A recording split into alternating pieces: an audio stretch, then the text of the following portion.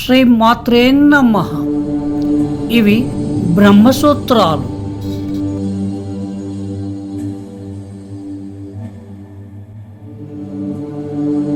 సమన్వయాధికారం అంశము 4a.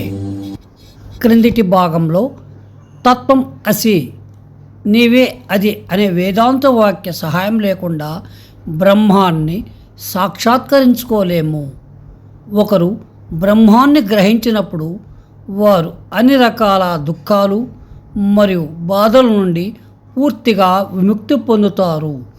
వారు జీవిత లక్ష్యాన్ని లేదా పరమశ్రేయస్సును పొందుతారు. కర్త కర్మ మొదలైన ద్వైత భావన నశిస్తుంది. ఆత్మ సాక్షాత్కారం కర్మఫలం కాదు, అది మీ సంకల్పం లేదా క్రియల ఫలితం కాదు. అది బ్రహ్మతో తన ఏకత్వాన్ని గ్రహించటం వల్ల కలిగే ఫలితం. శాస్త్రం కేవలం అజ్ఞానం లేదా అవిద్య అనే తెరను తొలగించడమే లక్ష్యంగా పెట్టుకుంటుంది. అప్పుడు స్వయం తేజస్వరూపుడైన బ్రహ్మం తన స్వచ్ఛమైన వైభవంతో స్వయంగా ప్రకాశిస్తుంది. మోక్షస్థితి లేదా అంతిమ విముక్తి శాశ్వతమైనది. అది కర్మల ద్వారా పొందిన ఫలాల వలె అశాశ్వతమైనది కాదు. కర్మ సంకల్పంపై ఆధారపడి ఉంటుంది మరియు వస్తువుతో సంబంధం లేకుండా ఉంటుంది. జ్ఞానం వస్తువు యొక్క స్వభావంపై ఆధారపడి ఉంటుంది మరియు తెలుసుకునే వారి సంకల్పంతో సంబంధం లేకుండా ఉంటుంది. వేదాంత గ్రంథాలను సరిగా అర్థం చేసుకోవటమే మానవుని అంతిమ మోక్షానికి దారితీస్తుంది. అతను ఎలాంటి అతీంద్రియమైన కార్యం లేదా పరాక్రమం ప్రదర్శించాల్సిన అవసరం లేదు. అది పాము కాదు, తాడు అని గ్రహించడం మాత్రమే ఒకరి భయాన్ని నాశనం చేయడానికి సహాయపడుతుంది. శాస్త్రం కేవలం నైతిక మరియు ఆచార సంబంధమైన విధుల గురించి మాత్రమే చెప్పదు. అది ఆత్మను వెల్లడిస్తుంది మరియు ఆత్మ సాక్షాత్కారాన్ని పొందడానికి సహాయపడుతుంది. వేదాంత గ్రంథాల సహాయంతో శరీరంతో ఉన్న తప్పుడు తాదాత్యాన్ని తొలగించుకోవడం నేర్చుకున్న ఋషి నొప్పిని అనుభవించడు. కేవలం అజ్ఞాని, లౌకిక మనస్తత్వం గల వ్యక్తి మాత్రమే శరీరంతో తాదాత్మ్యం చెందటం వల్ల నొప్పిని అనుభవిస్తున్నాడు.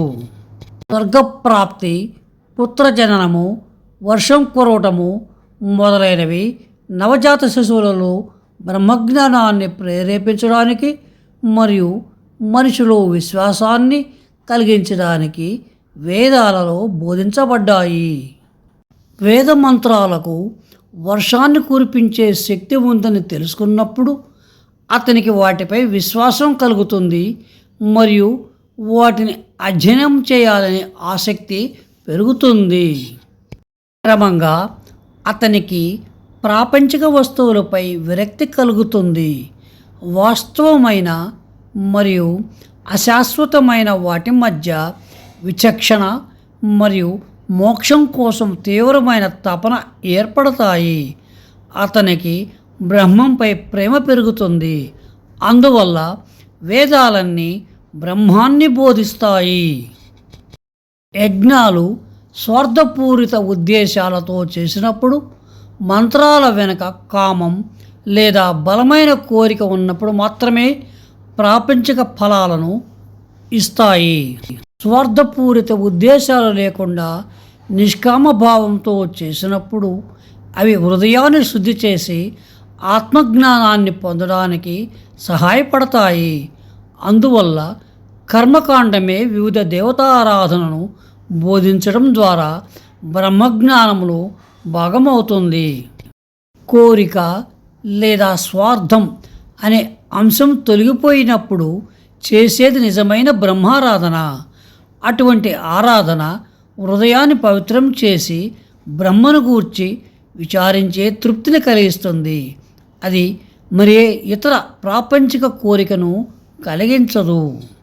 కర్మకాండలో విచారణ వస్తువు సాధించవలసినది అనగా కర్తవ్యం. వేదాంత గ్రంథాలలో విచారణ వస్తువు, అప్పటికే ఉన్న సంపూర్ణంగా సిద్ధపడిన బ్రహ్మం.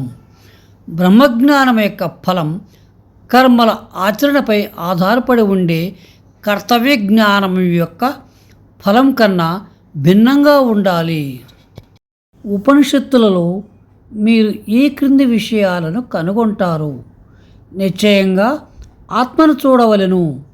బృహదారికోపనిషత్తులో పాపరహితమైన ఆత్మనే మనం అన్వేషించాలి, దానినే మనం అర్థం చేసుకోవడానికి ప్రయత్నించాలి. సశేషం. శుభం భూయాత్.